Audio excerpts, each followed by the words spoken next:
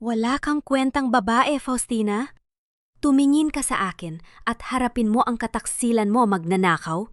Ang matinding sigaw ni Doña Remedios ay yumanig sa buong salas ng ancestral house, bumabaon sa salamin ng mga sinaunang larawan sa dingding. Sa mga sandaling iyon, hawak-hawak ni Faustina ang isang maliit na sapatos ng sanggol na pinalalambot ng kanyang mga daliri, gawa sa puting thread na buong gabi niyang tahi-tahi sa kabila ng pananakit ng kanyang likod. 7 buwan na ang kanyang tiyan at sa bawat tusok ng karayom kagabi, ang tanging naiisip niya ay ang ngiti ng kanyang anak kapag naisuot na ito. Ngunit ang mainit na pagmamahal na yon ay agad na itinapon sa kalaliman ng limot dahil sa pot na lumalabas sa labi ng kanyang biyena. Doña Remedios, maawa po kayo. Hindi ko po magagawa yan. Ang nanginginig na pakiusap ni Faustina habang ang kanyang boses ay tila pusa na nauubusan ng hangin. Lumapit siya ng kaunti, pilit na iniaabot ang kamay upang humawak sa laylayan ng saya ng matanda bilang tanda ng paggalang at pagmamakaawa. Lahat po ng alahas ninyo ay nasa loob ng safe. Wala po akong kinuha kahit 1 sentimos. Alejandro, sabihin mo sa nanay mo pakiusap. Tumingin si Faustina sa kanyang asawa na nakatayo sa tabi ng malaking bintana. Si Alejandro, ang lalaking nangakong protektahan siya sa harap ng altar, ay nakatitig lamang sa sahig. Ang kanyang mga kamay ay nakakuyom sa bulsa ng kanyang slacks at ang kanyang mukha ay walang maipakitang anumang emosyon. Walang galaw, walang salita, tila isang estatwa na gawa sa malamig na bato habang ang kanyang buntis na asawa ay dahan-dahang winawasak ng sarili niyang ina. "Huwag mong idamay si Alejandro dito!" Ang sigaw ni Doña Remedios. Sabay hampas ng kanyang palad sa patungan ng mesa na lumika ng malakas na tunog na yumanig sa katahimikan ng kwarto. "Nakalagay sa drawer mo ang kwintas na pamilya. Huling-huli ka na! Nagmamalinis ka pa rin? Simula nang pumasok ka sa bahay na ito, wala ka nang dinala kundi kamalasan. Akala mo ba hindi ko alam na ang pamilya mo ang dahilan kung bakit naghirap ang negosyo namin noon? Tapos ngayon, nanakawan mo pa kami?" Ang bawat salita ng matanda ay parang matalim na kutsil, yun na dahan-dahang ibinabaon sa dibdib ni Faustina. Naramdaman niya ang matinding panlalambot ng kanyang mga tuhod. Ang malamig na pawis ay dahan-dahang tumutulo mula sa kanyang noo patungo sa kanyang leeg. Sa loob ng kanyang tiyan, naramdaman niya ang biglang paggalaw ng kanyang anak na tila naguguluhan din sa matinding lakas ng kabog ng puso ng kanyang ina. "Alejandro, please, look at me." Pabulong na panawagan ni Faustina, habang ang mga luha ay malayang dumadaloy sa kanyang mga pisingi, nag-iiwan ng basang bakas sa kanyang namumutlang balat. "Kilala mo ako. 1 taon tayong nagsama. Kailanman ba ay naglihim ako sa'yo? Bakit ayaw mo akong tingnan?" Inangat ni Alejandro ang kanyang tingin ng napakabagal. Ngunit ang mga mata na iyon na dating puno ng pagmamahal ay wala ng kislap. "Faustina, ang sabi ni Mama na hanap daw ang kwintas sa cabinet mo. Paano mo ipapaliwanag yon? Pagod na ako sa mga away na ito, pagod na ako sa gulo." Ang simpleng pahayag na yon mula kay Alejandro ay ang pinal na saksak sa durog na puso ni Faustina. Mas masahit pa ito kaysa sa anumang sigaw ni Doña Remedios. Ang kawalan ng tiwala ng lalaking inalayan niya ng kanyang buhay at ng sanggol sa kanyang tiyan ay mas malamig pa sa hanging nagbabadya ng malakas na bagyo sa labas. "Pinalalabas mo ba na magnanakaw talaga ako?" Tanong ni Faustina sa pagitan ng kanyang mga hikpi. Ang kanyang boses ay basag na basag. "Ang pamilya ko ang nagbigay sa inyo ng tulon nung mawala ang tatay mo. Ang lupa na tinitirikan ng bahay na ito ay galing sa ama ko. At ngayon, itatapon niyo ako na parang basahan? Umalis ka sa bahay ko!" Ang kulog na utos ni Doña Remedios, habang itinuturo ang pintuan na malawak na nakabukas patungo sa madilim at maulang gabi. "Iwan mo ang lahat ng gamit na binili ng anak ko. Wala kang karapatang magdala ng kahit ano mula sa tahanang ito. Alis!" Lumapit ang 2 kasambahay na may takot sa kanilang mga mata at humawak sa magkabilang braso ni Faustina. Dahan-dahan nilang inakay ang nanghihinang babae palabas ng pinto. Walang nagawa si Faustina, kundi ang magpadala sa lakas ng kanilang mga bisig habang ang kanyang mga paa ay halos ayaw ng humakbang. Sa labas, ang patak ng ulan ay nagsimulang bumuhos ng malakas, lumilikha ng malamig na hampas sa kanyang balat. Ang hangin ay humahagupit, nagpapalipad ng kanyang basa at mahabang buhok. Tumayo si Faustina sa gitna ng basang kalsada, habang ang pintuan ng mansyon ay malakas na naisara sa kanyang likuran. Sa loob ng madilim na gabi, hawak pa rin ng kanyang nanginginig na daliri ang maliit na puting sapatos ng sanggol, habang ang tubig ulan ay humahalo sa mainit na luha sa kanyang muka. Sa gitna ng kulog at kidlat, isang katanungan ang paulit-ulit na umuulit sa kanyang basag na diwa. Hanggang kailan kailangang magbayad ang isang taong walang ibang kasalanan, kundi ang magmahal ng buo at tapat? Ang amoy ng kumukulong dahon ng tanglad at lagundi ang unang gumising sa nanlalamig na diwa ni Faustina. Dahan-dahan niyang iminulat ang kanyang mga mata, ngunit ang paningin niya ay malabo pa rin, tila natatakpan ng manipis na alapaap. Ang kisame sa kanyang itaas ay hindi ang mataas at marangyang kisame ng mansyon ni Doña Remedios, kundi gawa sa simpleng kawayan na may mga latay ng panahon. Isang mainit at basang bimpo ang dahan-dahang idinampi sa kanyang no. Sa kanyang tabi, nakaupo ang isang matandang babae na may mga puting buhok na nakapusod at mga matang puno ng pag-aalala. "Huwag ka muna maggalaw, Faustina. Baka makasama sa baby mo." Ang mahinahong boses ng matanda na may kasamang malambot na paghawak sa braso ng dalaga. Kumunot ang no ni Faustina, habang ang lakas niya ay dahan-dahang bumabalik sa kanyang nanghihinang katawan. "Nana? Saling? Ikaw po ba yan?" "Ako nga, dalaga. Diyos ko, napakabuti ng may kapal at buhay ka pa at ang baby mo," sagot ni Nana Saling habang ang kanyang mga kamay ay nanginginig sa labis na emosyon. Nakita-kita sa tabi ng daan kagabi sa gitna ng bagyo. Basang-basa ka at walang malay. Kung hindi kita na isugod agad dito sa lumang kubo ng kapatid ko, hindi ko alam kung ano ang nangyari sa inyo. Nang marinig ni Faustina ang salitong baby, mabilis na bumaba ang kanyang kamay sa kanyang tiyan. Naramdaman niya ang dahan-dahang paggalaw sa loob. Isang munting tibok ng buhay na tila nagsasabing, "Ina, nandito pa ako." Isang malalim na buntong hininga ng ginhawa ang lumabas sa kanyang labi, kasabay ng muling pagtulo ng mainit na luha. Kinuha nila ang lahat, Nana Saling. Pabulong at basag na sambit ni Faustina, habang ang kanyang mga daliri ay humigpit sa kumot. "Inakusahan ako ni Doña Remedios na magnanakaw. At si Alejandro, hindi man lang niya ako ipinagtanggol. Pinabayaan niya akong itapon sa gitna ng ulan." Huminga ng malalim si Nana Saling, at ang kanyang muka ay napuno ng matinding galit at pagtataka. "Kilala ko si Doña Remedios, Faustina. Naglingkod ako sa pamilya ng ama mo ng higit 20 taon. Alam ko kung paano gumalaw ang babaeng yan. Nung buhay pa ang Don Fernando, nakita ko kung paano niya dahan-dahang niloko ang ama mo para makuha ang mga pirma sa titulo ng lupa." Bumilis ang tibok ng puso ni Faustina. "Ano po ang ibig ninyong sabihin?" "Ang ama mo ay hindi kailanman nagbenta ng lupa sa pamilya ni Remedios," ang mariing pahayag ni Nana Saling, habang ang kanyang boses ay nagiging mas seryoso. Bago pumanaw si Don Fernando, alam niyang may masamang binabalak ang pamilyang yan. "Sinabi niya sa akin na ang tunay na testamento at mga dokumento ng inyong ari-arian ay nakatago sa isang ligtas na lugar. Hindi pwedeng makuha ni Remedios ang lahat ng ganoon kadali." Napatingin si Faustina sa matanda. Ang kanyang mga mata ay nanlalaki sa gulat. May iba pang testamento?" Lumapit si Nana Saling at hinawakan ng mahigpit ang nanginginig at namumutlang kamay ni Faustina. Ipinadama niya ang huyiat at lakas sa dalaga. "Oo, Faustina, kaya huwag kang susuko. Huwag mong hahayaan na makuha ng mga taong yon ang pamana ng ama mo. Kailangan mong magpakatatag para sa anak mo." Ang simpleng paghawak na iyon sa kanyang kamay ay tila isang ilaw sa gitna ng napakadilim na kuweba para kay Faustina. Sa unang pagkakataon matapos ang mahabang gabi ng biyahe sa dusa, naramdaman niya na hindi siya nag-iisa. Ang sakit sa kanyang dibdib ay pinalitan ng isang munting apoy ng pag-asa. Kumuha si Nana Saling ng isang lumang bag mula sa ilalim ng higaan.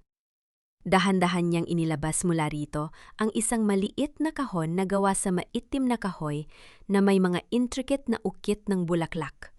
Ang kahon na dating palaging nasa ibabaw ng mesa ng kanyang ama. Nailigtas ko ito noong araw na pinalayas ako ni Remedios sa mansyon 2 taon na ang nakararaan. Ang pabulong na sabi ni Nana Saling habang inilalagay ang kahon sa kandungan ni Faustina. May lihim na siwang sa loob ng kahong ito kung saan nakatago ang susi ng safe ng ama mo. Ngunit ano po, Nana Saling? Tanong ni Faustina habang ang kanyang kamay ay dahan-dahang humahawak sa malamig na kahoy. Ang nakatagong siwang na ito ay bukod tanging mabubuksan lamang ng isang maliit na susi na gawa sa tanso. Wika ng matanda habang nakatitig sa mga mata ng dalaga. At ang susing iyon ay nakasabit sa kwintas na palaging isinusuot ni Alejandro. Ang sikat ng araw sa umagang yon ay pumasok sa malalaking bintana ng marang, yang kainan ng mansyon na tila walang bakas ng matinding bagyo kagabi. Sa ibabaw ng mahabang mesang gawa sa nara, nakahain ang masaganang almusal, mga mamahaling pagkain, sariwang prutas, at mainat na tsokolate. Nakaupo si Doña Remedios sa kabisera, mahinahong humihigop ng kanyang kape habang may ngiti ng tagumpay sa kanyang mga labi. Yaya, itapon mo na ang lahat ng natitirang gamit ng babaeng yon sa likod ng bahay. Ang utos ni Doña Remedios sa kasambahay habang itinuturo ang lumang tsinelas at simpleng apron na naiwan sa kusina. Ayokong makakita ng kahit anong bagay na magpapaalala sa akin ng magnanakaw na yon dito sa tahanan ko. Dahan-dahang pumasok si Alejandro sa kainan. Ang kanyang mga mata ay namumula at may malalalim na maitim na bilog sa ilalim nito. Tanda na hindi siya nakatulog kahit isang segundo sa buong magdamag. Nakatitig siya sa bakanting upuan sa kanyang tabi, ag-upuan kung saan palaging nakaupo si Faustina tuwing umaga. Nakangiting nagbubuhos ng kape para sa kanya. Alejandro, anak, bakit ganyan ang mukha mo? Ang bungad ni Doña Remedios.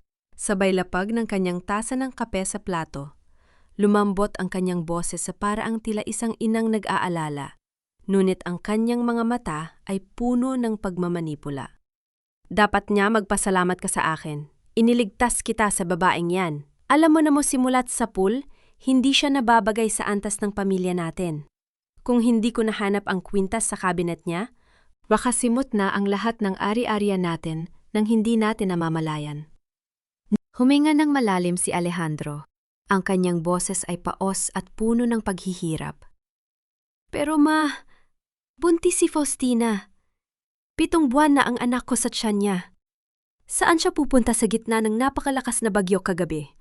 Paano kung may mangyaring masama sa kanila? Tumayo si Doña Remedios, lumapit sa kanyang anak, at inilagay ang kanyang mga kamay sa balikat ni Alejandro. Anak, makinig ka sa akin. Ginawa ko ang lahat ng ito dahil mahal kita. Mamatay ako sa sama ng loob kung hahayaan kong sirain ang pamilya ng babaeng yon ang buhay mo. Kung talagang may pagpapahalaga siya sa anak mo, hindi siya magiging magnanakaw. Kasalanan niya kung bakit siya nasa labas kagabi. At huwag kang mag-alala, napakaraming babae mula sa mabubuting pamilya ang mas nababagay na maging ina ng mga anak mo. Kalimutan mo na siya. Hindi nakasagot si Alejandro. Ang bawat salita ng kanyang ina ay tila isang matamis na lason na pilit na ibinubuhos sa kanyang isipan. Ngunit sa ilalim ng lahat ng mga katwirang iyon, may isang malalim na boses sa kanyang dibdib na nagsasabing may mali. Umalis si Alejandro sa kainan at naglakad patungo sa salas. Naupo siya sa malambot na sofa kung saan palaging nagtatahi si Faustina ng mga damit ng sanggol. Habang nakaupo doon, naramdaman ng kanyang daliri ang isang malambot na tela sa gilid ng unan. Dahan-dahan niya itong inilabas, ang lumang panya ni Faustina na may burdang maliit na bulaklak sa sulok. Inilapit ni Alejandro ang panyo sa kanyang mukha at huminga ng malalim. Amoy na amoy pa rin doon ang mababang uring sabon na ginagamit ni Faustina. Isang simpleng amoy na palaging nagbibigay sa kanya ng kapayapaan nung mga nagdaang araw. Ang kanyang dibdib ay kumipot sa matinding pagsisisi. Naalala niya kung paano siya tinitigan ni Faustina kagabi. Ang mga matang nagmamakaawa para sa tiwala na hindi niya maibigay. Sa gitna nung kanyang pagmumuni-muni, Narinig ni Alejandro ang dahan-dahang paglakad ni Doña Remedios patungo sa kanyang silid-aklatan sa ikalawang palapag. Mayroong kakaiba sa bilis ng hakbang ng kanyang ina. Dinala si Alejandro ng kanyang sariling mga paa na maglakad ng walang tunog patungo sa hagdanan. Tumayo si Alejandro sa gilid ng bahaging nakabukas na pintuan ng silid-aklatan.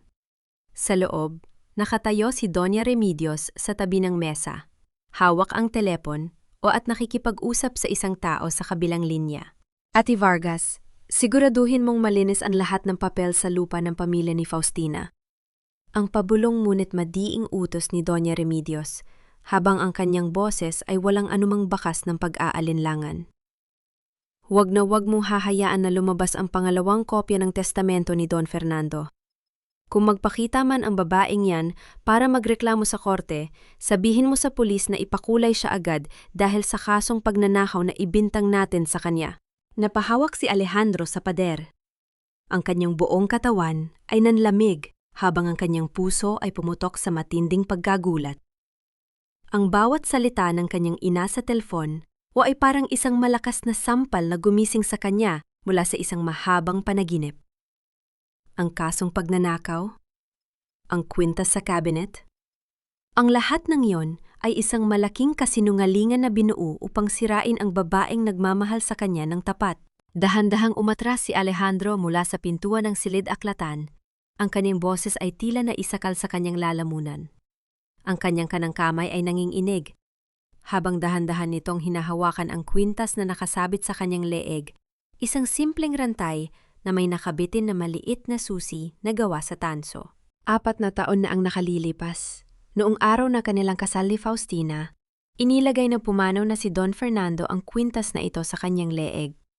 Naalala ni Alejandro ang mahinahong boses ng matanda habang nakatitig sa kanyang mga mata.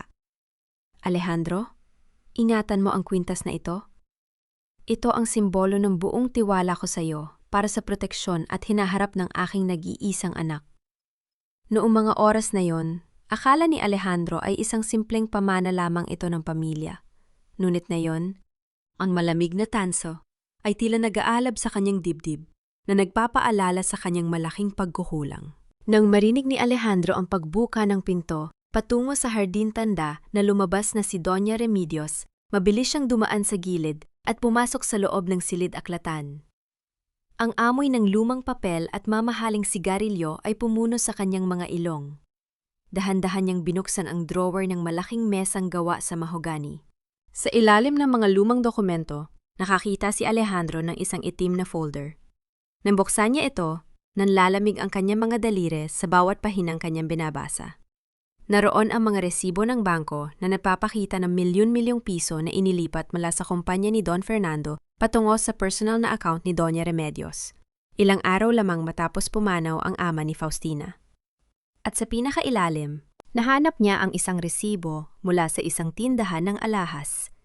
Resibo para sa mismong kwintas na ibinintang ng kanyang ina na ninakaw umano ni Faustina. Isang matinding galit at pagsisisi ang sumabog sa loob ng dibdib ni Alejandro. Kinuha niya ang mga papeles at mabilis na lumabas ng silid-aklatan patungo sa garahe sa likod ng mansyon. Sa tabi ng sasakyan, nakatayo ang matandang driver na si Mang Cardo na nagpupunas ng windshield. Lumapit si Alejandro sa kanya, ang kanyang boses ay nanginginig sa matinding emosyon. Mang Cardo, magpapat ka sa akin. Pakiusap. Ang panawagan ni Alejandro habang nakatitig sa mga matang puno ng takot ng matanda. Nung gabing nawala ang kwintas ni Mama, may nakita ka ba? Tulungan mo akong malaman ang katotohanan.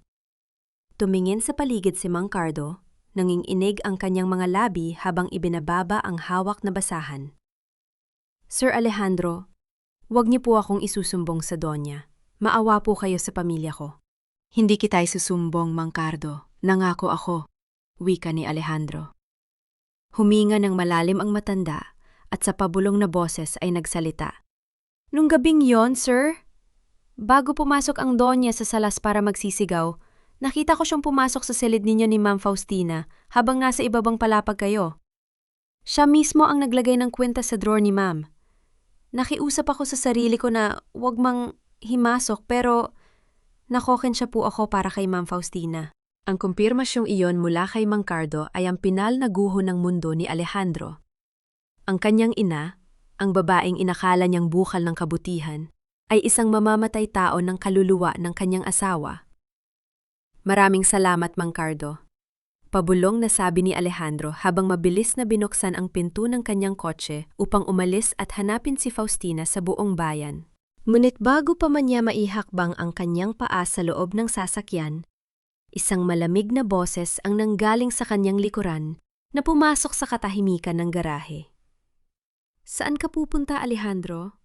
At ano ang mga papel na hawak mo? Dahan-dahang humarap si Alejandro. Sa ilalim ng ilaw ng garahe, nakatayo si Doña Remedios kasama ang dalawang malalaking security guard ng mansyon. Ang ngiti sa mukha ng kanyang ina ay wala ng anumang bakas ng pagmamahal, kundi isang malamig at nakakatakot na pagbabanta. Ibigay mo sa akin ang mga papel na yan, Alejandro! Ang galit na sigaw ni Doña Remedios habang ang kanyang boses ay tila isang lason na nagpapamula sa kanyang mukha. Nababaliw ka na ba? Ginagawa ko ang lahat para protektahan ang pamilyang ito, tapos kakampihan mo ang magnanakaw na yon? Umatras si Alejandro ng 2 hakbang. Ang kanyang mga mata ay nagniningas sa matinding pag-aalsa at galit. Wala kang ginawa para sa pamilyang ito, Ma. Ginawa mo ang lahat para sa sarili mong katakawan sa pera. Hindi ako papayag na patuloy mong sirain ang buhay ni Faustina at ng anak ko. Huwag ka ng maraming salita, utos ni Doña Remedios sa 2 guard sa kanyang tabi. Kunin niyo ang mga papel at ikuin niyo siya sa kanyang kwarto hanggang sa magbago ang isip niya. Bago pa man makalapit ang 2 lalaki, ang buong garahe ay biglang nilamon ng dilim nang patayan ni Mang Cardo ang main switch ng kuryente mula sa gilid ng pader. Takbo, Sir Alejandro! Umalis na kayo! Ang sigaw ng matandang driver mula sa kadiliman. Mabilis na tumalon si Alejandro sa loob ng kanyang kotse. Iniharurot ang makina at mabilis na pinalabas ang sasakyan sa malaking tarangkahan ng mansyon. Narinig pa niya ang galit na sigaw ng kanyang ina na pumasok sa gabi, ngunit wala nang nakapigil sa kanyang pagtakbo patungo sa kalsada. Samantala, sa kabayanan, ang sikat ng hapon ay nagdibigay ng maaliwalas na tanglaw sa paligid ng lumang simbahan.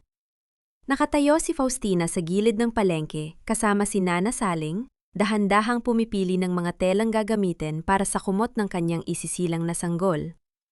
Biglang huminto si Faustina at napahawak sa kanyang dibdib, isang matinding panlamig ang gumapang sa kanyang likod at ang kanyang puso ay bumilis ang tibok.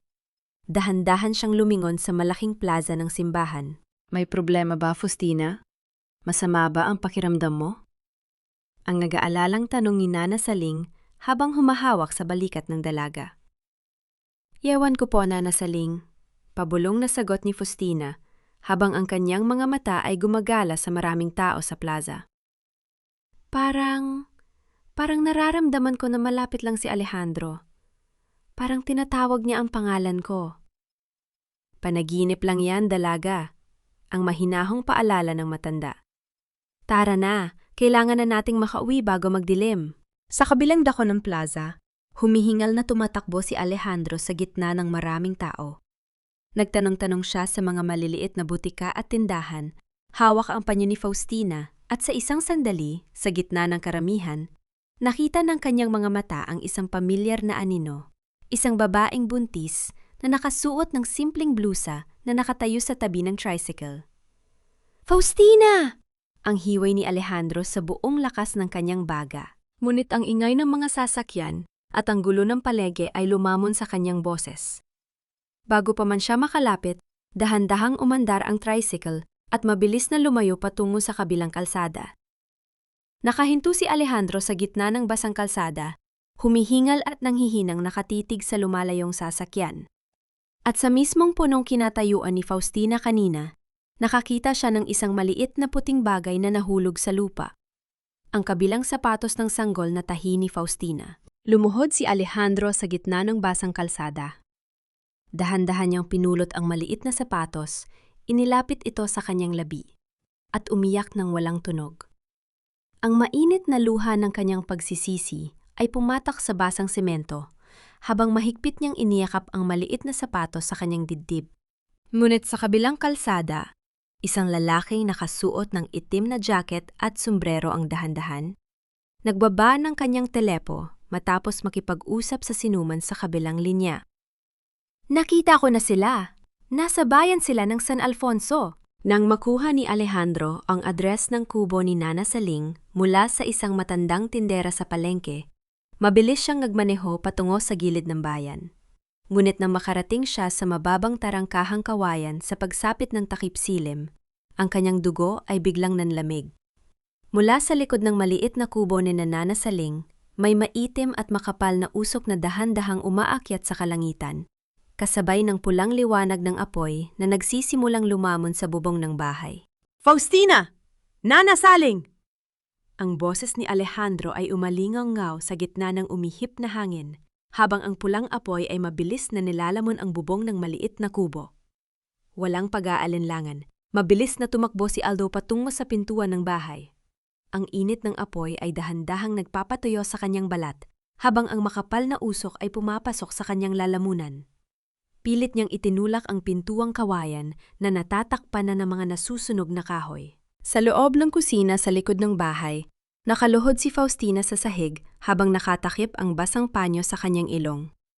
Nakayakap siya kay Nana Saling na nahihirap ang huminga dahil sa usok. "Faustina!" ang sigaw ni Alejandro nang makita niya ang kanyang asawa. Lumapit siya agad, kinuha si Faustina sa kanyang mga bisig at binuhat ito pabalik patungo sa pintuan. "Bitawan mo ako, Alejandro!" Ang mahinang pakiusap ni Faustina sa gitna ng kanyang pag-ubo habang pilit nang itinutulak ang dibdib ng lalaki. "Bakit ka nandito? Ipadadala mo rin ba ako sa kulungan? Ano pa ang gusto ninyong kunin sa akin?" Hindi pinansin ni Alejandro ang mga pumupuntang kamay ni Faustina. Inilabas niya ang dalawa mula sa nasusulog na kubo at inihiga si Faustina sa ibabaw ng damuhan sa ilalim ng puno ng mangga, habang si Nana Saling ay inalalayan ng mga kapitbahay na dumarating na may hawak na timba ng tubig. Umiyak si Alejandro habang nakaluhod sa tabi ni Faustina. Inalis niya ang kanyang sariling jacket at dahan-dahang itinapis ito sa balikat ng kanyang asawa. "Patawarin mo ako, Faustina. Patawarin mo ako."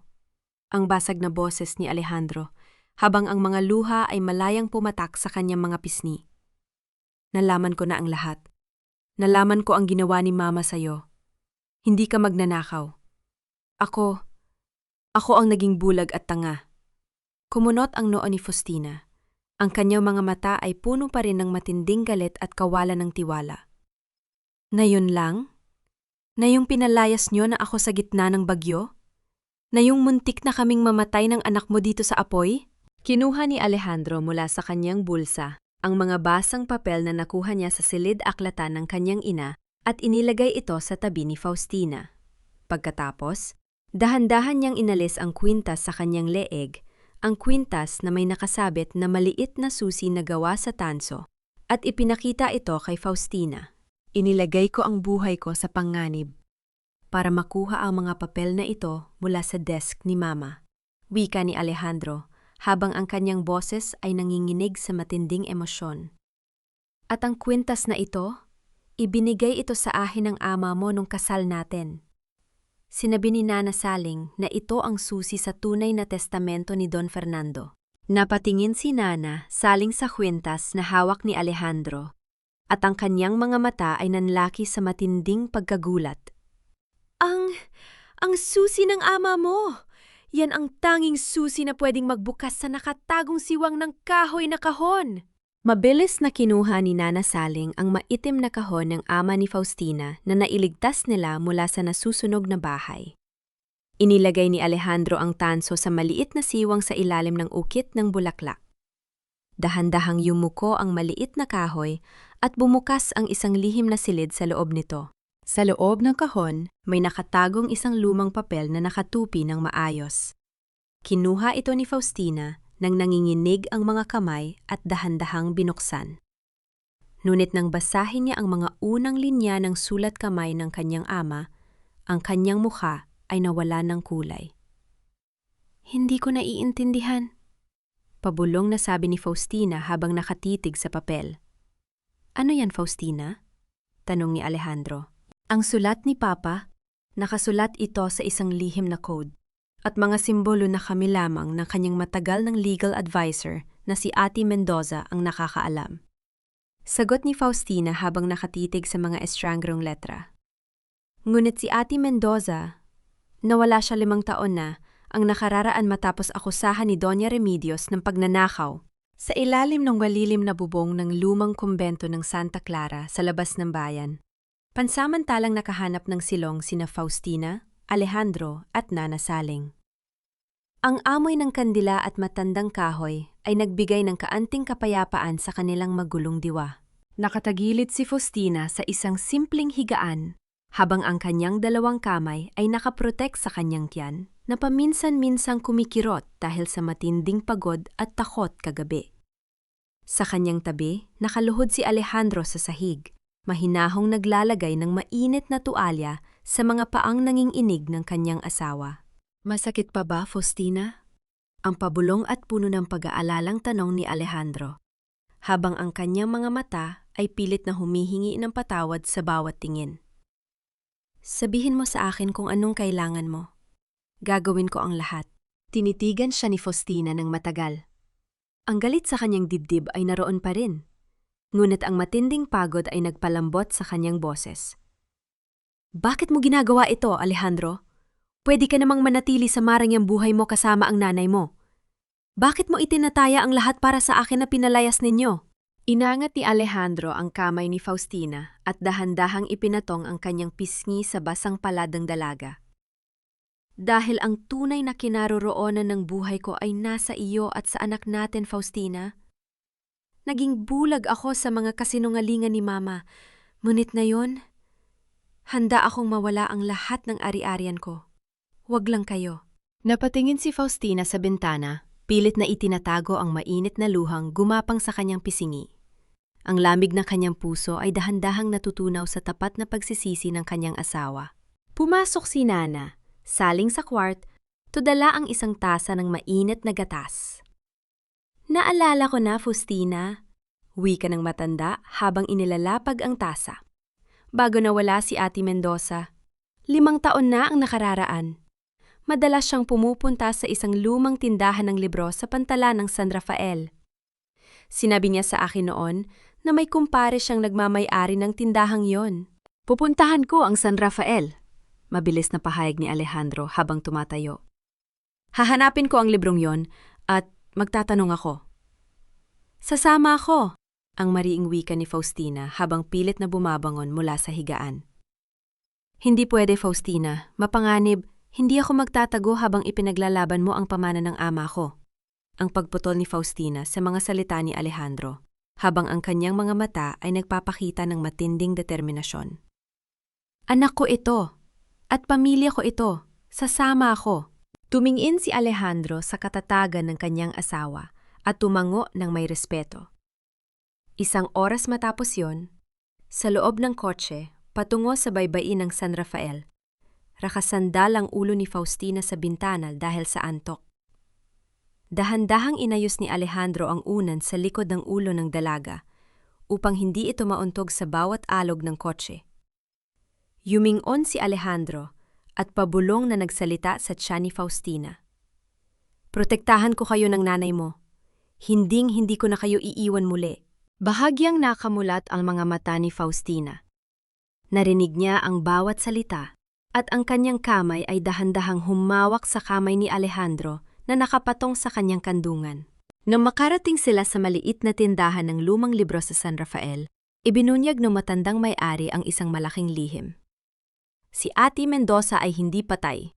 Nagtatago siya sa isang maliit na kubo sa gitna ng bakawan sa nayon ng magsaysay gamit ang ibang pangalan. Ginawa niya yon dahil pinagbantaan ng isang mayamang donya na papatayin ang kanyang nag-iisang anak na babae kung magpapakita siya. Mabilis na nagmaneho sina Alejandro at Faustina patungo sa nayon ng magsaysay. Ngunit nung makarating sila sa gilid ng bakawan sa pagsapit ng takip silim, ang kanilang kotse ay huminto sa ilalim ng mga puno.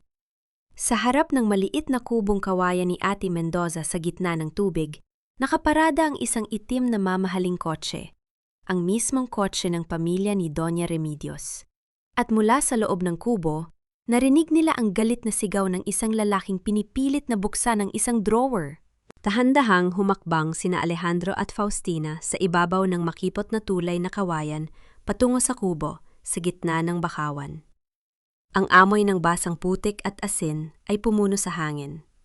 Sa pamamagitan ng siwang sa dingding ng kubo, nakita nila si Ate Mendoza, isang matandang lalaki na may mamumuting buhok at payat na katawan, na nakasandal sa sulok habang pinanghihina ng lakas. Sa tapat niya, nakatayo si Baron, ang matagal ng kanang kamay at bodyguard ni Doña Remedios na hawak ang isang makapal na folder. "Magsalita ka, Mendoza!" Ang galit na sigaw ni Baron, habang ang kanyang boses ay puno ng pananakot. "Saan nakatago ang pangalawang kopya ng testamento? Huwag mong subukang lokohin si Doña Remedios kung ayaw mong mapahamak ang anak mo sa Maynila." Bago pa man makapagsalita ang nanginginig na abogado, itinulak ni Alejandro ang pintuang kawayan at pumasok sa loob ng kubo. "Iwan mo ang matanda, Baron. Ako ang harapin mo." Ang mariing utos ni Alejandro habang tumatayo sa gitna ni Baron at ni Ate Mendoza. Napatigil si Baron at ang kanyang mukha ay napuno ng pagkagulat. "Sir Alejandro, anong ginagawa niyo rito? Inutusan ako ng mama niyo na palabasin ang matandang ito para sa proteksyon ninyo." Huwag mo akong gamitan ng mga kasinungalingan ng mama ko. Ang boses ni Alejandro ay naging malamig at matalim na parang bakal. "Alis dito bago ko tawagin ang mga pulis sa bayan. Hawak ko na ang resibo ng mga bangko at ang ebidensya ng pagnanakaw nyo." Tumingin si Baron sa katatagan ng mga mata ni Alejandro at naramdaman niya na wala na ang dating Alejandro na madaling mauto ng kanyang ina. Dahan-dahan siyang umatras patungo sa pintuan. Ngunit bago lumabas, tumitig siya ng masama. "Pinipili mo ang maling panig, Sir Alejandro. Magagalit ang mama mo sa gagawin mo." Nang makalabas si Baron at humarurot ang kotse nito malayo sa bakawan, mabilis na lumapit si Faustina kay Ate Mendoza. "Ate Mendoza? Ako po ito, si Faustina." Ang pabulong na sabi ng dalaga habang ang kanyang mga mata ay napuno ng luha. Napatingin ang matandang abogado sa mukha ni Faustina at dahan-dahang lumabas ang luha sa kanyang mga mata. "Faustina, Diyos ko, ang anak ni Fernando. Kamukhang-kamukha ka ng ama mo. Proud na proud si Don Fernando sa'yo kung buhay pa siya." Inilabas ni Faustina ang papel na nakatago sa kahoy na kahon at inabot ito sa abogado. "Ate Mendoza, ito po ang papel na iniwan ng papa ko. Nakasulat po ito sa lihim na code na ginawa ninyo noon." Dahan-dahang kinuha ni Ate Mendoza ang kanyang salamin at inilagay sa kanyang mga mata. Habang binabasa niya ang mga ukit at simbolo sa papel, ang kanyang nanginginig na daliri ay huminto sa gitna ng pahina. "Ang testamento na ito," ang pabulong na sabi ni Ate Mendoza habang ang kanyang boses ay nanginginig sa matinding emosyon. "Ipinapamana ni Don Fernando ang buong lupain ng San Alfonso at ang buong kontrol ng kumpanya sa iyo, Faustina. At may nakasulat dito na babala tungkol sa mga peking dokumento na ginawa ni Doña Remedios." Napahawak si Faustina sa kanyang tiyan, habang ang luha ng ginhawa ay malayang pumatak. Sa unang pagkakataon, matapos ang mahabang panahon ng dusa, naramdaman niya na ang katarungan ay dahan-dahang lumalapit. Ngunit nang basahin ni Ate Mendoza ang huling linya sa ibabang sulok ng papel, ang kanyang muka ay biglang namutla sa matinding sindak. Hindi lang pagnanakaw ng ari-arian ang ginawa ni Doña Remedios. Ang pabulong na sabi ni Ate Mendoza habang nakatitig kina Alejandro at Faustina. "Nakasulat dito sa patotoo ng ama mo, 5 taon na ang nakararaan. Pinalitan ni Remedios ang mga gamot ng ama mo noong nasa ospital ito, upang dahan-dahang pahinain ang kanyang puso." Ang mga salita ni Ate Mendoza ay parang isang matinding kidlat na gumiba sa buong mundo ni Alejandro. Dahan-dahan siyang umatras palabas ng kubo sa gitna ng bakawan habang ang kanyang dalawang kamay ay nakahawak sa kanyang ulo. Ang lakas ng kanyang mga tuhod ay tuluyang nawala at napaluhod siya sa basang lupa sa ilalim ng mga puno ng bakawan. Isang matinding luha ng labis na kahiyaan at pagsisisi ang umagos mula sa kanyang mga mata. Ang sarili niyang ina, Ang babaeng nagbigay sa kanya ng buhay ay ang siya ring pumatay sa ama ng babaeng pinakamamahal niya. Diyos ko, bakit? Ang pabulong na sigaw ni Alejandro sa gitna ng kanyang mga hikbi, habang ang kanyang mga palad ay nakakuyom sa putik. Paano ko pa matitingnan si Faustina? Paano ko pa mahihingi ang patawad niya? Sa loob ng kubo, tinitigan ni Faustina ang papel na hawak ni Ate Mendoza. Ang kanyang puso ay nadurog sa panibagong sakit. Ngunit nang marinig niya ang mga hikbi ni Alejandro sa labas, dahan-dahan siyang lumabas ng pinto. Lumapit siya sa nakaluhod na asawa. Lumuhod din si Faustina sa kanyang tabi. Kahit nanginginig pa ang kanyang katawan sa galit at dusa, dahan-dahang inabot ng kanyang kamay ang balikat ni Alejandro. Alejandro, tumayo ka riyan. Ang mahinahong boses ni Faustina na may kasamang malambot ngunit matatag na tunog. Inangat ni Alejandro ang kanyang mukha na basang-basa ng luha at putik. Faustina, huwag ka nang lumapit sa akin. Anak ako ng babaeng pumatay sa ama mo. Wala akong karapatang humawak sa iyo. Wala akong karapatang maging ama ng anak mo. Hindi mo kasalanan ang ginawa ng mama mo. Ang mabilis na sagot ni Faustina, habang ang kanyang sariling mga luha ay dahan-dahang pumatak sa kanyang pisingi. Hindi kita sinisisi sa kabuktutan ni Doña Remedios. Ang tanging hinihingi ko sa iyo noon pa man ay ang maging matapat ka at ipaglaban ang katotohanan. Inabot ni Faustina ang kanyang panyo at dahan-dahang pinunasan ang putik at luha sa mukha ni Alejandro. Ang simpleng aksyon na yon, ang pagpapatawad at pag-unawa sa gitna ng napakalaking kasalanan ng kanyang pamilya, ay tuluyang nagpasok ko sa puso ni Alejandro. Mahigpit niyang hinawakan ang mga kamay ni Faustina at inilagay ito sa kanyang dibdib. Pang-ako, Faustina? Kahit mawala ang lahat sa akin, kahit itakwil ako ng sarili kong ina, ibabalik ko ang katarungan para sa ama mo. Ipaglalaban ko kayo ng anak natin hanggang sa huling patak ng dugo ko. Ang madiin at tapat na pahayag ni Alejandro. Pumasok si Ate Mendoza sa labas at inabot ang isang maliit na calling card. May isang saksi pa na nakakaalam ng ginawa ni Remedios sa ospital. Si Sister Evelyn, ang head nurse noon. Nag-iwan siya ng isang nakashelyong sulat sa parish office sa bayan bago siya nagdago. Ngunit bago pa man sila makagalaw, biglang napahawak si Faustina sa kanyang tiyan. Ang kanyang muka ay namutla at napasigaw siya sa matinding kirot na gumapang sa kanyang balakang. Faustina, anong nangyayari? Ang natatarang tanong ni Alejandro habang mabilis na binuhat ang kanyang asawa sa kanyang mga bisig. Ang tiyan ko, Alejandro, napakasakit! Ang nanginginig na sagot ng dalaga. Mabilis na isinakay ni Alejandro si Faustina sa kotse at pinalipad ito patungo sa pinakamalapit na klinika sa bayan.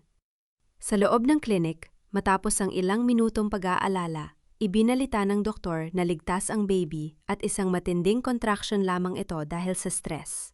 Huminga ng malalim si Alejandro habang nakaupo sa tabi ng higaan ni Faustina, hawak-hawak ang kamay ng asawa, habang itong dahan-dahang nakakatulog.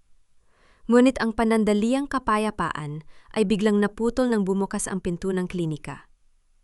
2 pulis na may hawak na posas ang pumasok sa silid kasamang abogado ni Doña Remedios. Faustina Fernandez, ang malamig na pahayag ng pulis habang itinuturo ang warrant of arrest.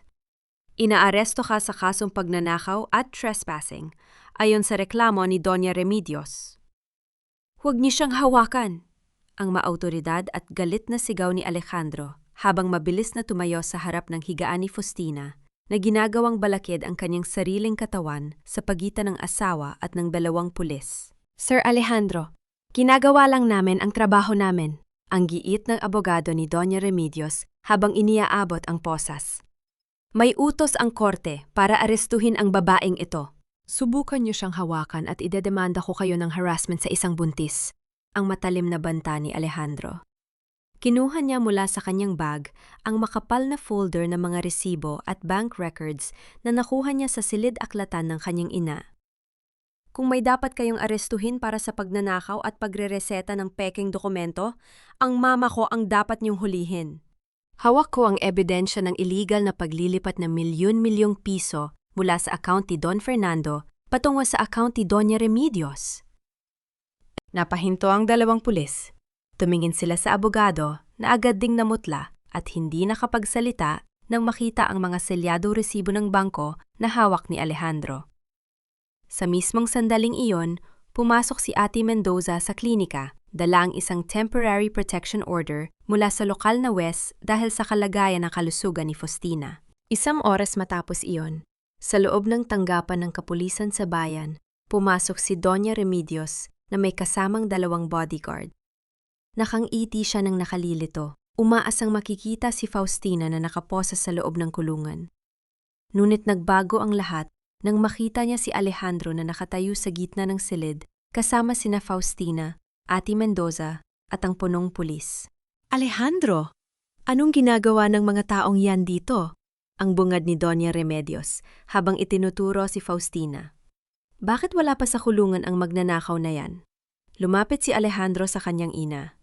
Ang kanyang muka ay walang maipakitang galit, kundi isang malamig na katotohanan na nagpapatrembel sa matanda.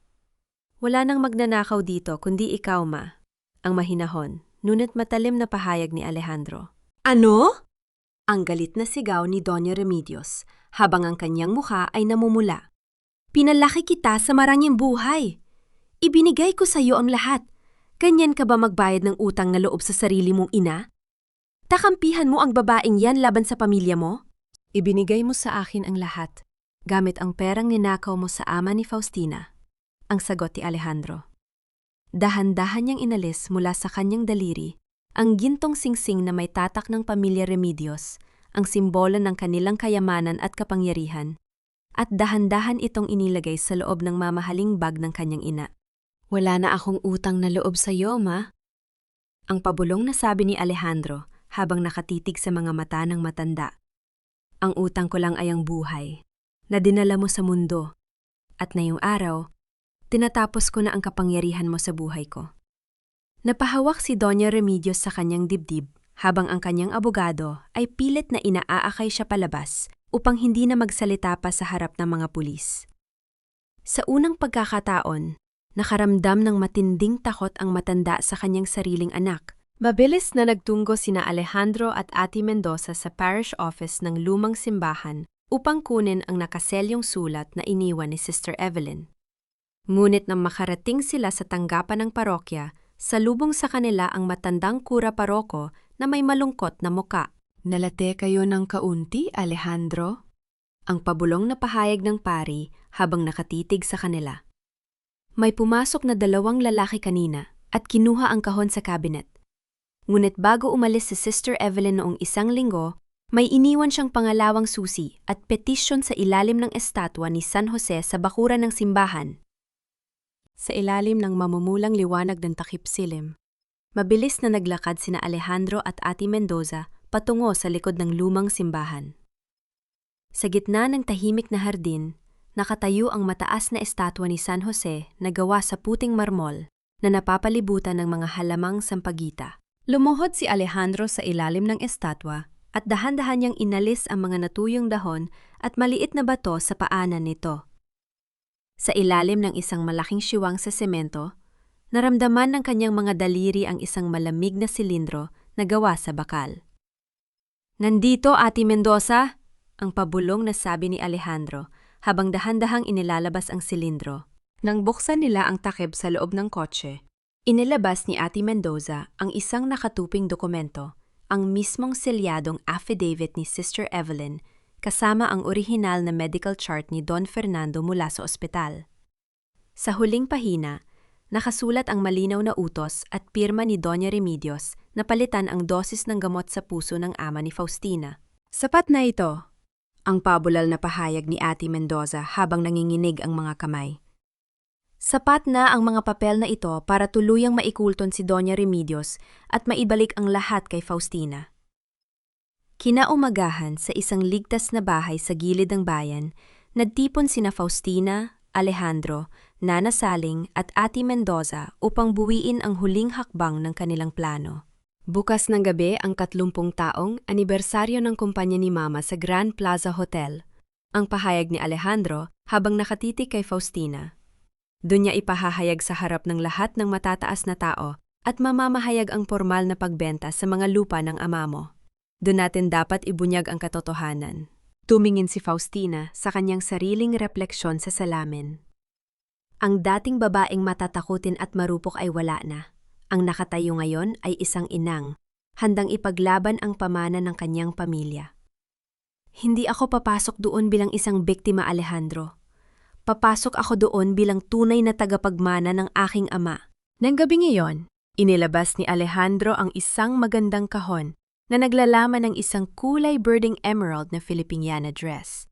Isang eleganteng damit na pinalamutian ng mga pino at mamahaling borda. Lumapit si Alejandro sa likod ni Faustina. Dahan-dahan niyang inayos ang embroidered shawl sa balikat ng kanyang asawa at dahan-dahan humalik sa nito. Bukas ng gabi, Faustina, ang pabulong at tapat na sabi ni Alejandro, habang nakatitig sa mga mata ng asawa sa salamin. Hihingi ako ng tawad sa buong mundo para sa iyo at sa anak natin. Naramdaman ni Faustina ang matinding kapayapaan sa kanyang dibdib habang dahan-dahan niyang hinawakan ang kamay ng asawa na nakapatong sa kanyang balikat. Kinabukasan, sa maranyang ballroom ng Grand Plaza Hotel, ang ilaw ng malalaking chandelier ay nagbibigay ng maranyang liwanag sa daan-daang bisita, negosyante at mga mamamahayag. Nakatayo si Doña Remedios sa ibabaw ng entablado. Hawak ang mikropono habang may ngiti ng matinding kapangyarihan at pagmamayabang. Magandang gabi sa inyong lahat, ang bungad ni Doña Remedios. Ngayong gabi, formal kong ipahahayag ang pinalapagsasama ng mga ari-arian ng pamilya Fernandez sa aming kumpanya. Ngunit bago pa man niya matapos ang kanyang pangungusap, ang dalawang malalaking pintuan ng ballroom ay dahan-dahang bumukas. Ang katahimikan ay pumuno sa buong bulwagan nang maglakad pumasok si Faustina sa kanyang eleganteng emerald na Filipiniana dress, habang nakahawak sa braso ni Alejandro na nakasuot ng barong Tagalog.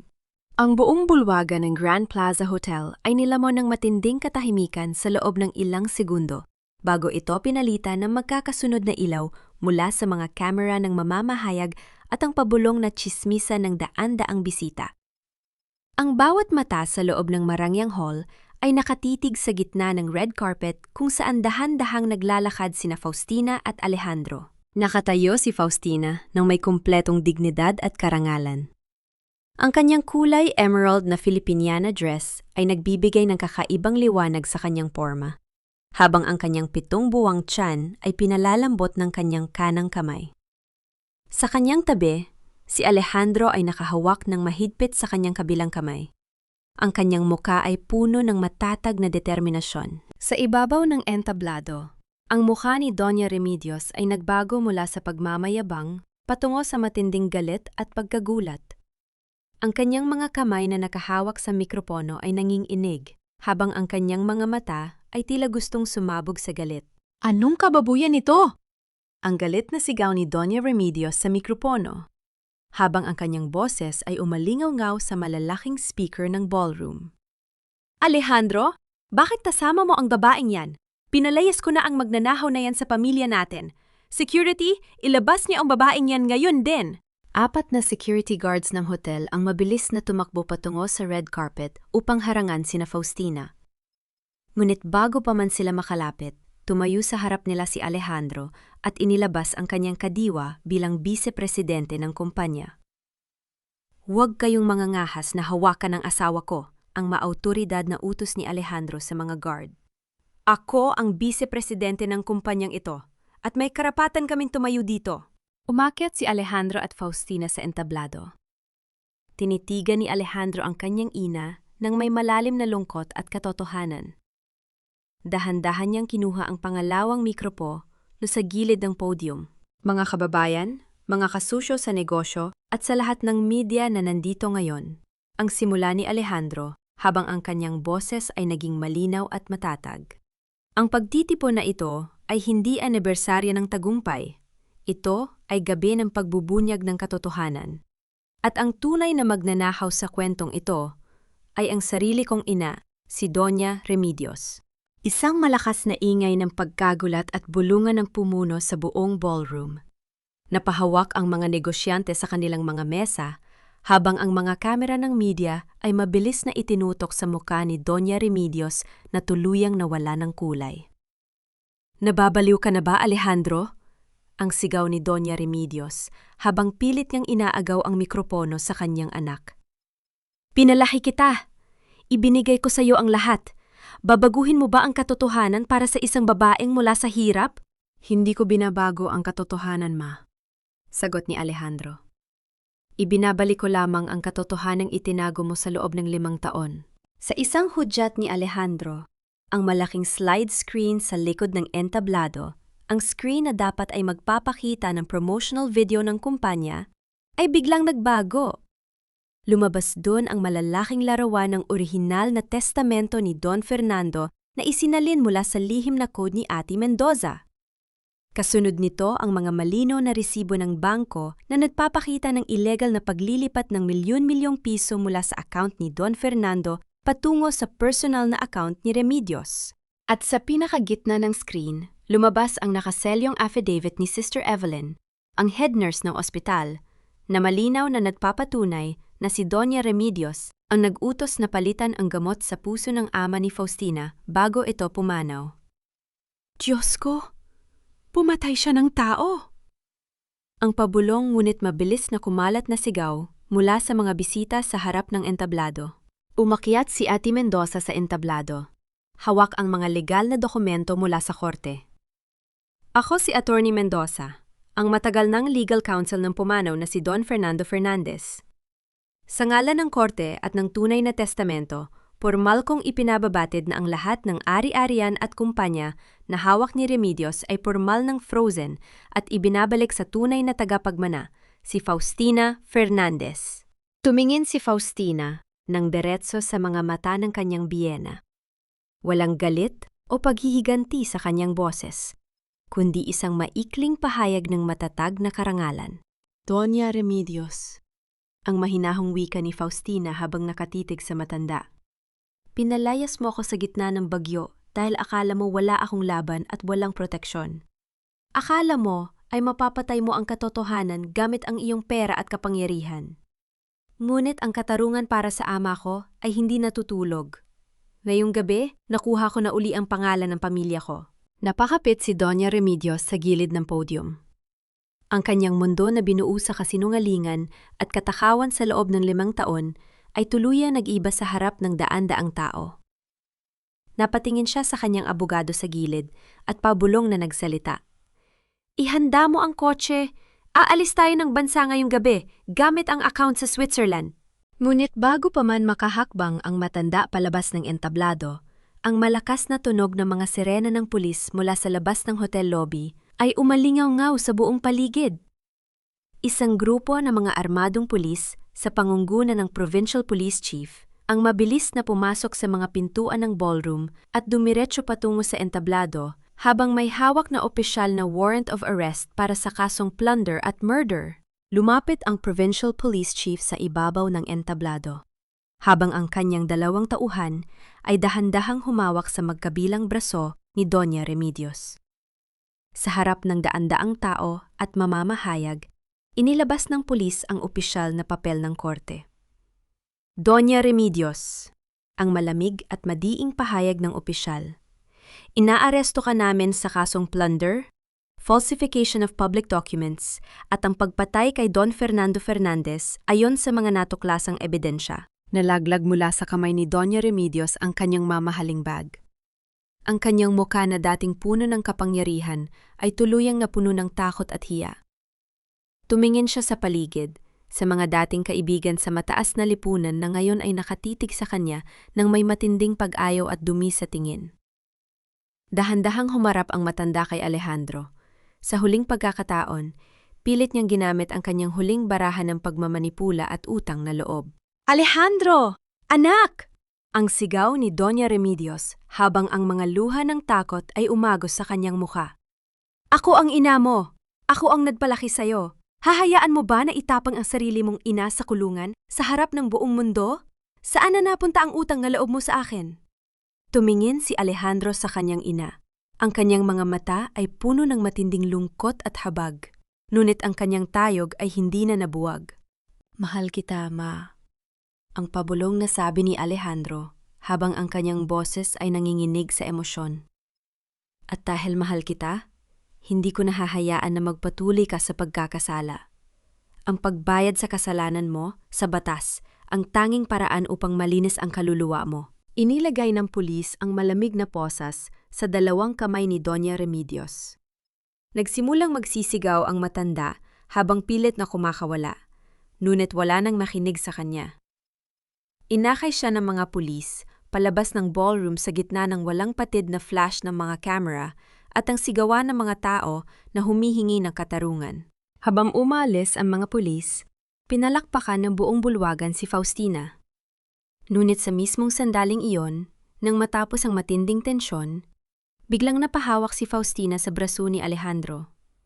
Ang kanyang mukha ay nawalan ng kulay at napaupo siya sa gilid ng entablado. Faustina, anong nangyayari? Ang natatarang tanong ni Alejandro habang mabilis na lumuhod sa kanyang tabi. Alejandro, ang baby! Ang nahihirapang sigaw ni Faustina habang ang kanyang dalawang kamay ay nakahawak sa kanyang tiyan. Lumalabas na ang baby! Puno ng pag-aalala at takot, mabilis na binuhat ni Alejandro si Faustina sa kanyang mga bisig at mabilis na tumakbo palabas ng hotel patungo sa naghihintay na kotse kasama si Nana Saling.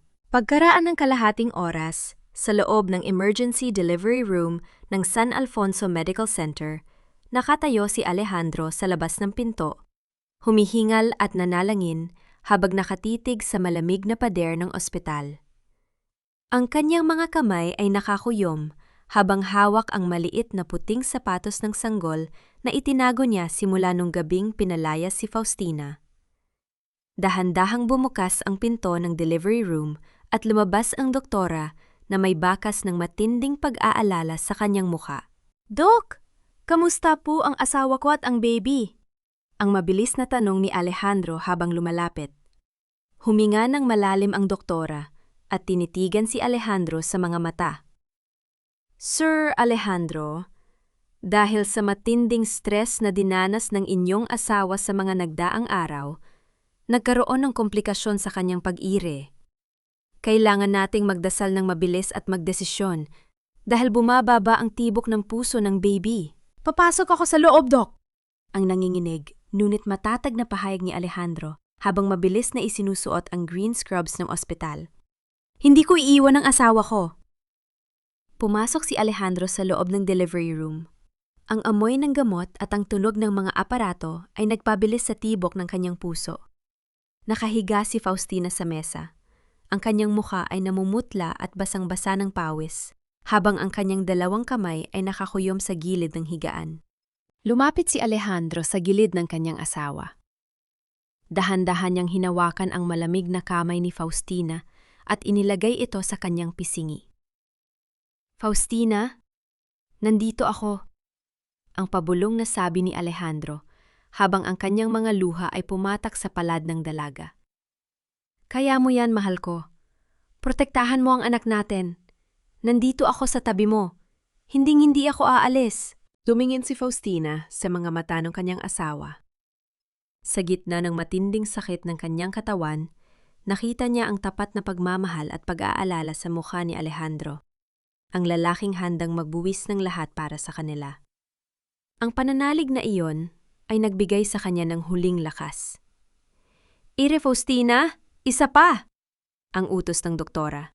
Pumikit si Faustina, huminga ng malalim, at sa huling lakas ng kanyang kaluluwa ay inire ang kanyang anak.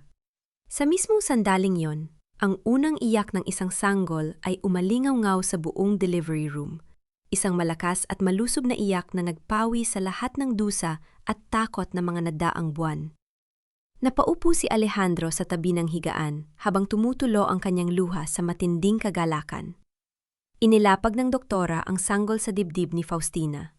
Lalaki ang baby mo, Faustina. Malusog at napakagandang sanggol. Ang nakangiting pahayag ng doktora. Yumakap si Alejandro sa dalawa. Kinuha niya mula sa kanyang bulsa ang maliit na puting sapatos na tahi ni Faustina noon gabing pinalayas ito sa mansyon. At dahan-dahang isinuot ito sa maliliit na paa ng sanggol.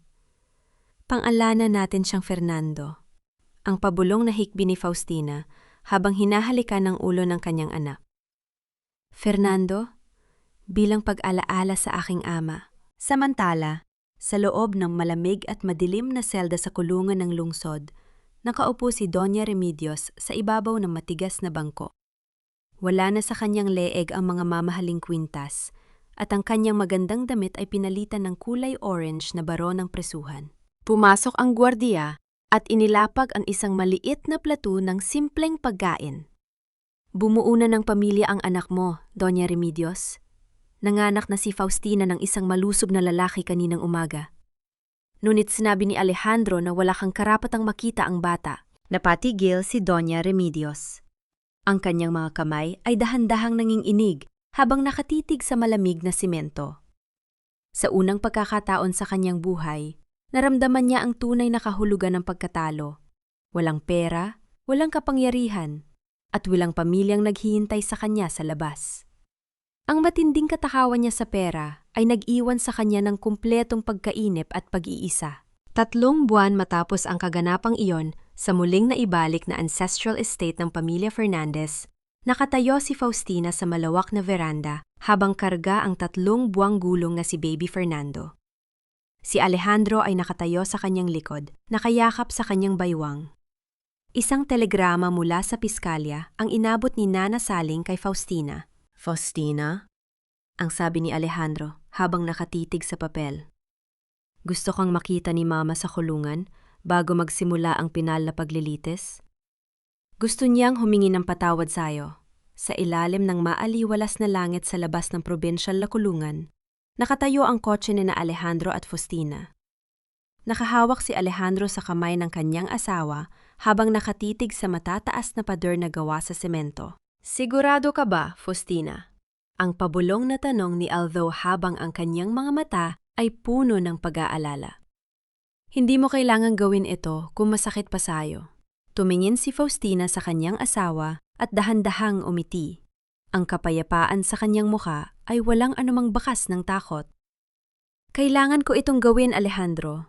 Ang tunay na pagpapalaya sa aking sarili at sa pamilya natin ay hindi lang natatapos sa panalo sa korte, kundi sa pag-iwan ng galit sa nakaraan. Pumasok sila sa silid-dalaw ng presuhan. Ang amoy ng lumang pintura at ang lamig ng pader ay nagbigay ng tahimik na kapaligiran. Pagkaraan ng ilang minuto, inakay ng gwardiya si Doña Remedios pumasok sa silid. Wala na ang dating marang, yang donya na may matataas na alahas at ang kopling ayos ng buhok. Ang nakatayo ngayon ay isang matandang babae na may mga puting buhok na nakabagsak payat na katawan at mga matang na wala ng kislap. Nang makita niya sina Faustina at Alejandro, dahan-dahan siyang naupo sa kabilang dako ng mesa, habang ang kanyang mga kamay ay nanginginig. Alejandro? Faustina? Ang basag at pabulong na boses ni Doña Remedios, habang ang luha ay mabilis na lumabas sa kanyang mga mata. Salamat! Salamat at pumunta kayo! Yumuko ang matanda sa ibabaw ng mesa.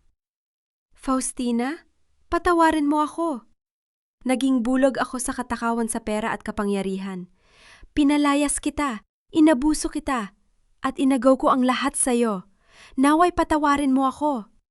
Huwag mong ipagkait sa akin na makilala ang apo ko bago ako mamatay dito. Tinitigan siya ni Faustina ng matagal. Walang halong galit, panlalait, o paghihiganti sa kanyang puso, kundi isang malalim na pag-unawa sa kahihinatnan ng taong pinalalaki ng sariling katakawan. Doña Remedios, ang mahinahong wika ni Faustina habang nakatitig sa matanda. Pinalayas mo ako sa gitna ng bagyo dahil akala mo ay wala akong halaga at walang proteksyon. Ngunit hindi ko ituturo sa anak ko ang mamuhay sa puot at paghihigante. Pinatatawad kita sa lahat ng ginawa mo sa akin, dahil ang pagpapatawad ko ang magpapalaya sa dibdib ko mula sa sakit. Huminga ng malalim si Faustina at ipinagpatuloy ang kanyang pananalita. Ngunit ang batas at ang korte ang magpapatupad ng katarungan para sa buhay ng ama ko. Pagbabayaran mo ang kasalanan mo sa batas, ngunit sa harap ng may kapal, pinalalaya ko na ang kaluluwa ko sa galit sa'yo. Inilabas ni Faustina mula sa kanyang bag ang isang maliit na larawan ng 3 buwang gulang na si Baby Fernando at dahan-dahan itong inilapag sa ibabaw ng mesa sa harap ni Doña Remedios. "Tingnan mo ang apo mo," ang mahinahong sabi ni Faustina. Lalaki siyang may magandang puso dahil hindi siya palalaking may galit sa kanyang lola. Kinuha ni Doña Remedios ang larawan gamit ang kanyang nanginginig na mga daliri. Iniyakap niya ang maliit na larawan sa kanyang dibdib habang umiyak ng malakas sa matinding hiya at pagsisisi. Ang hiya sa kanyang sariling gawa ay mas masakit pa sa anumang parusa ng kulungan. Tumayo sina Faustina at Alejandro. Magkahawak kamay na lumabas ng silid-dalaw patungo sa maliwanag na sikat ng araw sa labas ng pintuan ng presuhan. Nang makasakay sila sa kotse, pinalipad ni Alejandro ang sasakyan patungo sa isang mataas na burol na nakatanaw sa malawak na berdeng lupain ng San Alfonso. Ang lupain ng pamilya Fernandez na pormal nang naibalik sa kanila ng korte. Sa gitna ng burol, nakatayo ang isang malaking marker na gawa sa marmol kung saan nakaukit ang mga salita, Don Fernando Fernandez Memorial Hospital and Community Center. "Ano ito, Alejandro?" Ang gulat at natutiwang tanong ni Faustina habang nakatitig sa marker. Inakay ni Alejandro ang kanyang asawa sa balikat at dahan-dahang humalik sa kanyang buhok. "Ito ang simula ng bagong kabanata ng buhay natin, Faustina. Gagamitin natin ang pamana ng ama mo upang magtayo ng libreng ospital para sa mga mahihirap na ina at bata sa bayan, upang walang sinuman ang magdurusa tulad ng ginawa nila sa'yo." Ang maagang sikat ng araw sa simula ng bagong buwan ay pumasok sa malawak na sementeryo sa ibabaw ng burol. Nakatayo sina Faustina at Alejandro sa harap ng puntod ng pumanaw na si Don Fernando Fernandez, habang karga ni Nana Saling ang 6 na buwang gulang na si Baby Fernando. Dahan-dahang inilapag ni Faustina ang isang pumpon ng sariwang puting bulaklak ng sampagwita at rosa sa ibabaw ng marmol na nitso. Ang mahinang simoy ng hangin ay nagdala ng mababang amoy ng bulaklak. "Papa?" Ang pabulong na wika ni Faustina habang dahan-dahang hinahaplos ang ukit ng pangalan ng kanyang ama sa lapida. "Nabalik ko na po ang lahat ng pangarap mo. Malinis na ang pangalan ng pamilya natin. At may ligtas at masayang tahanan na ang anak ko." Lumapit si Alejandro sa gilid ng kanyang asawa at dahan-dahang inilagay ang kanyang palad sa ibabaw ng lapida. "Don Fernando," ang tapat na pahayag ni Alejandro habang nakatitig sa netso, "tutuparin ko ang pangako ko sa inyo noong araw ng kasal natin. Protektahan ko si Faustina at ang apo ninyo hanggang sa huling sandali ng buhay ko." Pumatak ang luha ng kagalakan mula sa mga mata ni Nana Saling habang pinagmamasdan ng dalawa. Ang lumang sugat ng nakaraan ay tuluyang naglaho, pinalitan ng isang matatag na pundasyon ng pagmamahal. Pagkaraan ng ilang linggo, ginanap ang pormal na groundbreaking ceremony ng Don Fernando Fernandez Memorial Hospital. Nakatayo si Faustina sa gitna ng entablado bilang presidente ng foundation, habang ang daan-daang mamamayan ng San Alfonso ay pumalakpak ng may matinding respeto at pagmamahal sa kanya. Hindi na siya ang mahina at marupok na babaeng pinalayas sa ulan, kundi isang matatag at iginagalang na lider ng komunidad. Nang gabing iyon, sa malawak na beranda ng muling naayos na mansyon ng pamilya Fernandez, nakaupo sina Faustina at Alejandro sa swing na gawa sa kahoy. Ang malamig na hangin ng gabi at ang liwanag ng mga bituin sa kalangitan ay nagbigay ng napakagandang kapaligiran. Karga ni Faustina ang dahan-dahang natutulog na si Baby Fernando. Inakay ni Alejandro ang kanyang braso sa balikat ng asawa, dahan-dahang iniyakap ito sa kanyang dibdib at ipinatong ang kanyang ulo sa balikat ni Faustina. "Alam mo, Faustina," ang pabulong na wika ni Alejandro habang ang kanyang boses ay puno ng matinding lambing. "Sa bawat patak ng ulan noong gabing pinalayas ka ni Mama, ipinangako ko sa sarili ko na gagawin ko ang lahat para muling makita ang ngiti sa mga labi mo.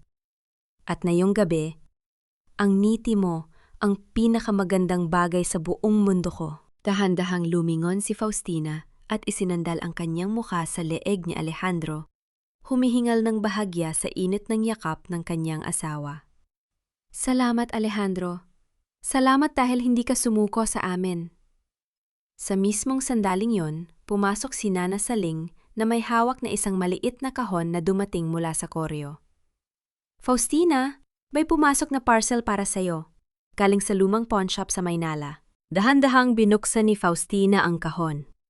Sa loob nito, nakalatag ang lumang pocket watch na gawa sa ginto. Ang mismong relos ng kanyang ama na ibinenta ni Doña Remedios 5 taon na ang nakararaan. Pinunitong inikot ni Faustina ang maliit na pin ng relos. Dahan-dahang gumalaw ang mga kamay ng pocket watch sa loob ng salamin, lumilika ng pantay at dahan-dahang pag-ikot sa bawat segundo.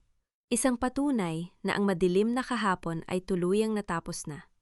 At ang bawat segundo ng hinaharap ay puno ng pag-asa. 1 taon ang mabilis na lumipas. Ang sikat ng maagang araw sa hardin ng mansyon ng pamilya Fernandez ay nagbibigay ng maaliwalas at ginintuang liwanag sa buong paligid. Ang amoy ng sariwang kape at mainit na tsokolate ay humahalo sa amoy ng mga bulaklak ng mangga at sampagita sa hangin. Sa ibabaw ng malambot na damuhan sa ilalim ng malaking puno ng mangga, nakaupo sina Faustina at Alejandro. Sa harap nila, ang isang taong gulang na si Baby Fernando ay dahan-dahang tumatayo gamit ang kanyang maliliit paa, habang ang kanyang 2 kamay ay nakataas sa ere bilang pagbalanse. "Dali anak, pumunta ka kay Papa," ang nakangiting pakiusap ni Alejandro habang nakaluhod sa damuhan at nakabukas ang kanyang mga bisig. Sa unang pagkakataon, humakbang si Baby Fernando. 1 hakbang, 2 hakbang, hanggang sa mabilis siyang napayakap sa leeg ng kanyang ama habang tumatawa ng malakas. Tumingin si Aldo kay Faustina at ang kanyang mga mata ay napuno ng matinding kagalakan. "Nagawa niya, Faustina! Naglakad na ang anak natin!" Lumapit si Faustina at lumuhod sa tabi ng dalawa. Yumingon siya at humalik sa pisingi ng kanyang anak bago isinandal ang kanyang ulo sa balikat ni Alejandro. "Kamukhang-kamukha mo siya tuwing tumatawa, Alejandro." Pumasok si Nana Saling mula sa kusina, dala ang isang bilaw ng mainit na pandesal at mga prutas. "Halika na kayo sa mesa. Masama sa pagkain ng lumamig." Ang masayang boses ng matanda na ang mukha ay puno ng matinding kapayapaan. Habang nakaupo sila sa mesa sa beranda, inilabas ni Alejandro ang isang makapal na folder at dahan-dahang inilapag ito sa tapat ni Faustina. "Ano ito, Alejandro?" tanong ni Faustina habang binubuksan ang folder.